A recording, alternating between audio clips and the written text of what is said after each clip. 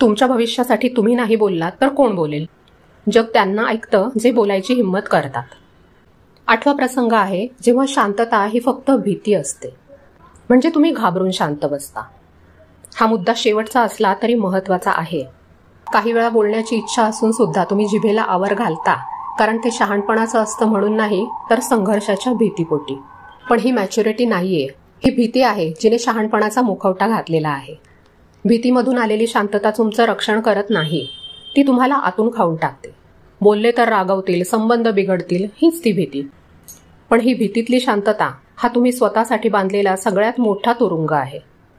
अशा वेळी शांत राहिलात तर तेव्हाचे ते अपमान, ती वाक्य तुम्हाला मध्यरात्री 3 वाजता आठवत राहतील आणि तेव्हा तुम्हाला वाटेल की मी तेव्हाच बोलले असते तर. आणि ह्या तुरुंगातून बाहेर पडण्याचा आणि स्वतःचं भविष्य सुरक्षित करण्याचा एकच मार्ग आहे, तुमचा आवाज. मनात एका गोष्टीची नेहमी आठवण ठेवा, शांतता हे एक साधन आहे, पण तुम्ही त्याचा चुकीच्या वेळी वापर केला तर ते तुमच्या विरुद्ध शस्त्र बनतं. कधी गप्प बसायचं ह्यात नक्कीच शहाणपणा आहे, पण कधी आवाज उठवायचा ह्यामध्ये तुमची शक्ती आहे. पुढच्या वेळी कुणी तुम्हाला सोडून दे ग असं म्हणेल तेव्हा स्वतःला विचारा, मी हे सोडून देतेय ह्याचं कारण काय आहे? ही गोष्ट माझ्यासाठी महत्वाची नाहीये का? हिच्यामुळे माझ्या भविष्यावर परिणाम होणार नाहीये का? की मला फक्त भीती वाटते म्हणून मी गप्प बसते? शहाणपणातून आलेली शांतता हे सामर्थ्य आहे, पण भीतीमधून आलेली शांतता म्हणजे आत्मविनाश आहे. आयुष्यात गप्प बसून मिटून जाणारे बनू नका.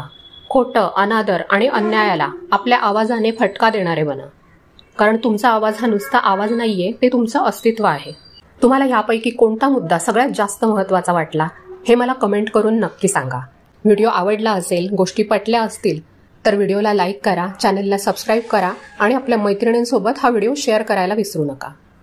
पुन्हा भेटूया अशाच छान छान गप्पा मारायला. तोपर्यंत आनंदात राहा.